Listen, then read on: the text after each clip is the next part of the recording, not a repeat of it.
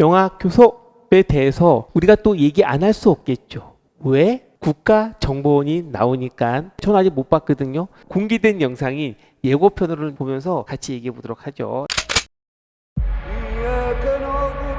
외교부의 중요 사명 중 하나는 자국민의 보호라고 알고 있습니다. 외교관의 주요 임무가 자국민 보호? 외교관만 그런 게 아니라 우리나라 모든 공무원이 마찬가지죠. 근데 여기서 말하는 자국민 보호라고 하는 거는 해외에 있는 우리나라 국민을 보호하는 그걸 얘기하는 거겠죠. 그게 1차적 임무라고 말을 하고 그건 국가정보원도 동일하다고 할 수가 있을 것 같아요.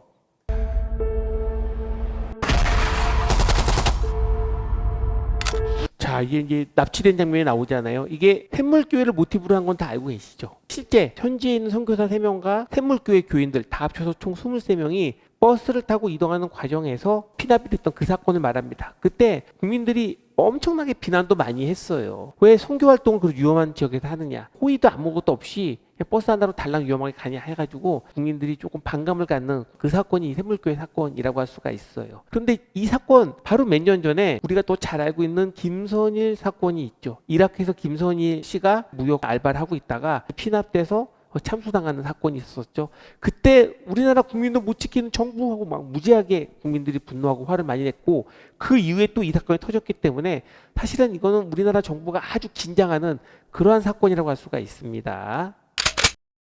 우리한테는 하루밖에 시간이 없습니다. 가정 교섭안이 뭡니까? 그 국정원 또라이 맞지? 생각만 하다가 사람들 다 죽어나가는 풍경인데 이 사람이 진짜 국민 몰타이 프레스 낸다. 제대로 된 검증부터 먼저 해야 됩니다. 자, 지금 협상에 관련된 걸 나오는데 실제 상황 때는 우리나라 적극적으로 협상을 나서지 않고 있다가 1명, 2명 참수당해서부터 우리나라가 이제 깜짝 놀래가지고 적극적 협상을 임했었거든요. 뭐 흐름은 그래요. 근데 그때 보게 되면 국정원 또라이 뭐 얘기 나오잖아요. 국가정보원을 표현하는 좋은 표현일까요, 또라이? 저는 좋은 표현인 것 같아요. 국가정보를 비하해서 그런 게 아니라 외교관이라는 것과 국가정보요원은요 같은 외교 쪽에도 좀 달라요. 기본적인 외교는 대부분 매뉴얼에 따라 움직이는 게 대부분이라고 할 수가 있거든요. 그래서 평상시 일상적으로는 대부분 외교관이 대부분 업무를 처리한다고 하게 되면 특별한 상황, 위험 상황일 때는 국가정보원이 나선 경우가 많이 있어요. 실제 외교부 내에서도 교민 유망 사태 때 대응하는 긴급 대응팀 별도로 있긴 해요. 근데 그런 팀도 그 팀 안에 국가정보원 요원이 들어가서 전체 총괄을 같이 해주고 있거든요. 국가정보원 요원은 일상적이지 않고 특별한 업무를 하기 때문에 특별한 액션을 해야 될 경우예요. 그렇기 때문에 일반인이 보기에는 일반적이지 않다는 느낌 때문에 그렇게 좀 과격한 표현을 할 수 있는 그런 흐름도 일부 있을 것 같습니다. 그런데 요 영화에서는 국가정보 요원이 이라크 사건 때 잘못했다는 뭐 그런 내용이 나오거든요. 그게 아마 아까 말한 이라크의 김선일 씨 피납 사건을 연관시킨 것 같아요. 그래서 다시 그걸 만회하기 위해서 지금 아프간에 왔다. 뭐 그런 흐름으로 영화 전반적인 기획을 하지 않았나라고 예측은 합니다. 탈레반과 대면 협상을 하게 해주십시오.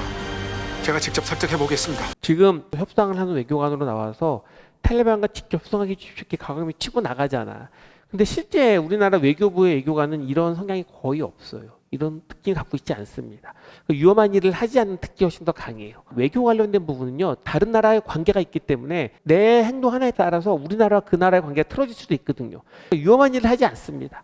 아주 안전한 일 중심으로 해요. 어떠한 가이드라인을 절대 넘지는 않아요. 근데 여기서 중요한 거 하나가 뭐냐면 영화상에도 잠깐 나오지만 우리나라가 직접 탈레반과 협상하는 거에 대해서는 국제 외교 관례상으로는 옳지 않아요. 왜냐하면 그 비정상적이고 테러 집단이기 때문에 협상을 하는 것 자체가 안 좋은 관례를 남길 수 있다고 하기 때문에 그거는 좋은 방법을 보지는 않습니다. 그래서 실제 미국의 아프간 전쟁사를 정리하는 그 내용 중에서도 태문사건 피난사건의 우리나라 대처가 아주 잘못됐다라고 하는 글이 있을 만큼 실제 직접 협상하는 걸 되게 좋아하지는 않습니다. 그러니까 정상적이지 않다고 생각해요. 그렇기 때문에 그렇게 비정상적인 일은 일반적으로 외교관이 하지 않는다라는 거죠. 누가 하겠습니까?